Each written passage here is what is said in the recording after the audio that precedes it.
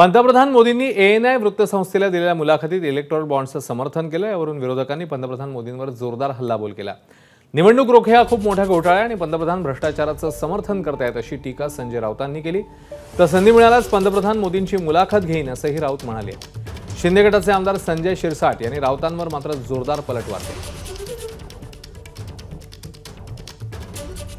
Interview झाला तो पुन्हा एकदा ANI संस्थेनेच घेतला। याच्या देखील जेवढे इंटरव्ह्यू दिले तेवढे बघा, हा मोदींच्या घरातला मामला घेणार का किंवा इतर कोणत्या पत्रकारांना संधी द्यावी का? मोदी इतर कोणालाही संधी देणार नाही।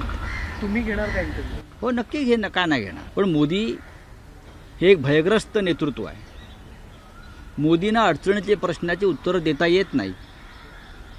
हे आपण संसदेमध्ये पाहिलंय, बाहेर पाहिलंय। गेल्या 10 वर्षात मोदीने एकही जाहीर पत्रकार परिषद घेतली नाही। 56 इंचांची त्याची छाती आहे, त्याच्याबद्दल आम्हाला आदर आहे। संजय राऊत कोण आहे? ते संजय राऊत खोटे बोलतात हे संजय राऊतला बोलायचा अधिकार, ते नैतिकता तरी आहे का त्याची? रोज सकाळी खोटं बोलण्यामध्ये जर आघाडी कोणी असेल तर महाराष्ट्रामध्ये फक्त तुम्ही याच्यावर स्पर्धा घ्या, 1 नंबर खोटा बोलणारा हा संजय राऊत आहे। याच्या कोणत्या वक्तव्यावर आपण विश्वास ठेवायचा? कोणती गोष्ट त्यांनी खरी बोलली हे तरी चाचपणी तरी कराल का नाही? संजय राऊतनी हे खोटं बोलू त्या उबाटा गटाची वाट लावलेली आहे।